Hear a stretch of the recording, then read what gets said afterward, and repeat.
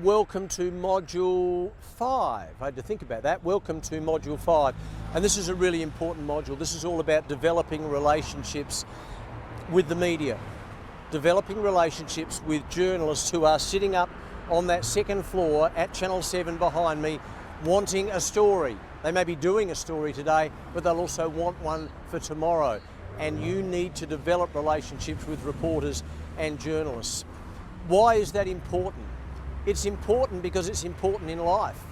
If you have a business and you're doing business with another business and you have a relationship with the owner of that business, then the business you are doing is going to be somewhat easier compared to if you don't have a relationship with that particular business owner. And that's obvious, that's life, that's human nature. And so if you can develop relationships with reporters, then a whole lot of wonderful things will start to happen. For example, you might recall in Module 3 when we learned how to write a media release, and then you send that media release out to the media, and then the media get in contact with you and they want an interview with you, which is wonderful. That's the whole philosophy of 6 Steps to Free Media Publicity.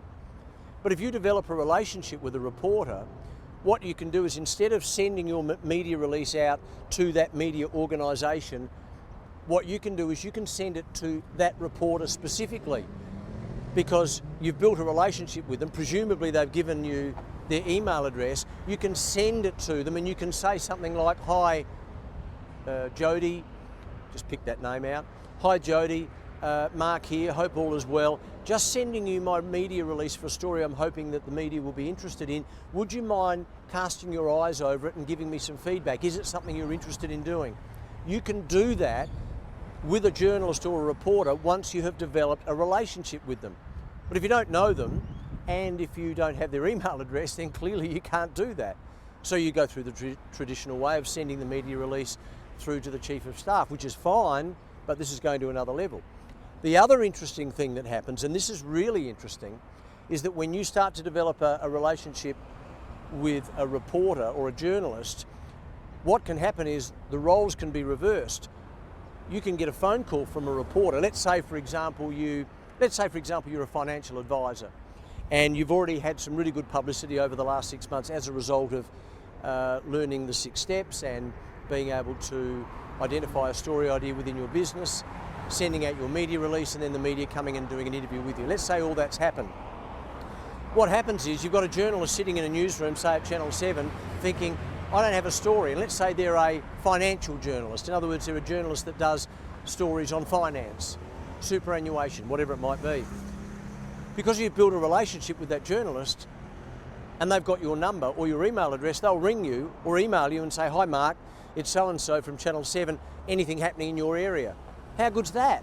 Now there may not be anything happening in your area. There may not be a story for you to promote or to tell them about. But the point is, they're ringing you. That's what happens when you build relationships with the media and with journalists and with reporters specifically. That is, and that's gold. That is absolute gold. It's exactly the opposite to you sending a media release out and waiting for the media to come to you. They come to you in this instance. How good is that? So how do you build relationships with the media? Fundamentally, there are 3 ways. The first thing that you should do is this.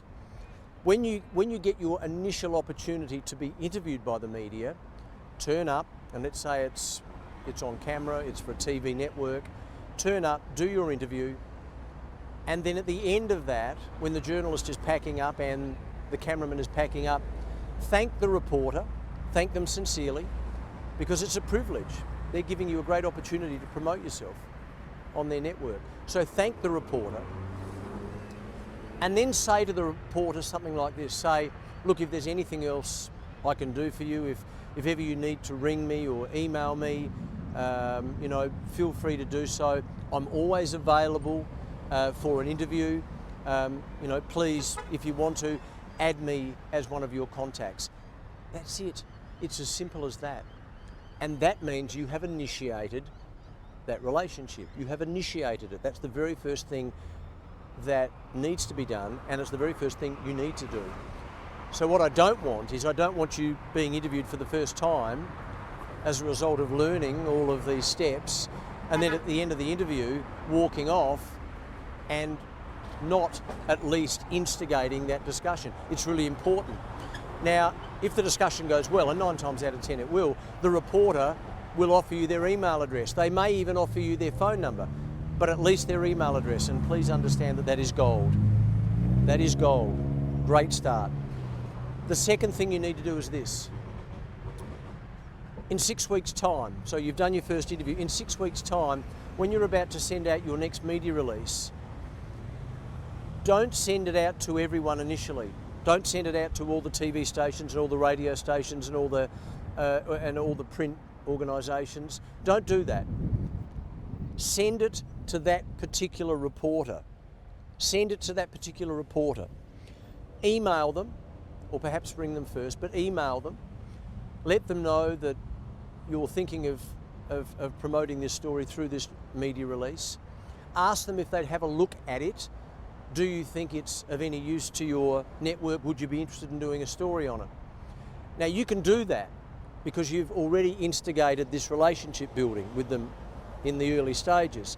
But now you're taking it to another level. You're starting to offer them stories, and they'll appreciate that. Not every story they will like, not every story they will run. But the point is, you offering them a story and not offering it to everyone else is what's known as an exclusive, and the reporters love that. And so there's every chance that reporter will get back to you and say, "Hi Mark, it's great to hear from you again. I haven't spoken to you for a while. Yeah, that's not a bad story. Would you mind just making it for us only? I'd love to do it." Or they may say, "Thanks, but look, there's not a really good news angle in it, but please keep in contact with me." The point is you're continuing to develop that relationship with that particular reporter. Now that doesn't preclude you from doing that with a number of reporters. That was a truck. So was that. That doesn't preclude you from doing that, in other words, building relationships with other reporters. You can do that. In fact, you should do that.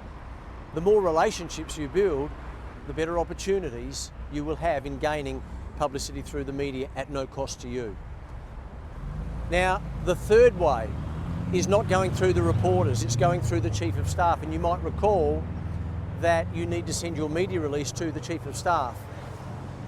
And that is your initial contact in the early stages. You need to send it to the Chief of Staff, and just reiterating, the Chief of Staff is the person that cops the media release, will have a look at it, then goes into the morning meeting. You remember the morning meeting, goes in there with the news director and the senior producer. Then they sit there and then they work through those media releases or news releases, and they work out which ones are going to go to air. Okay, so you've sent your media release out to a Chief of Staff at a particular network. Maybe you've sent your media release out to Channel 7, Channel 10, the ABC and Channel 9. They're the stations here in Adelaide. But wherever you are around the world, there will be different networks, obviously.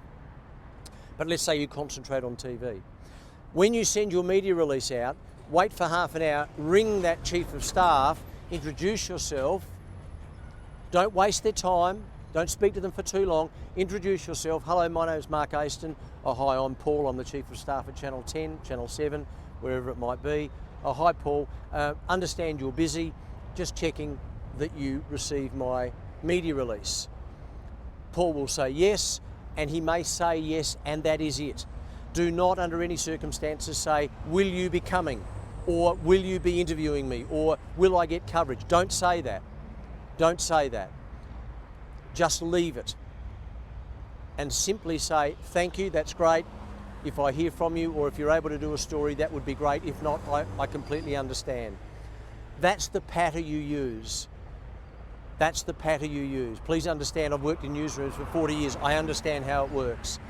That is the patter that you use. So they're the 3 ways that you can develop relationships with the media. They're very important. Developing relationships with the media is absolutely key.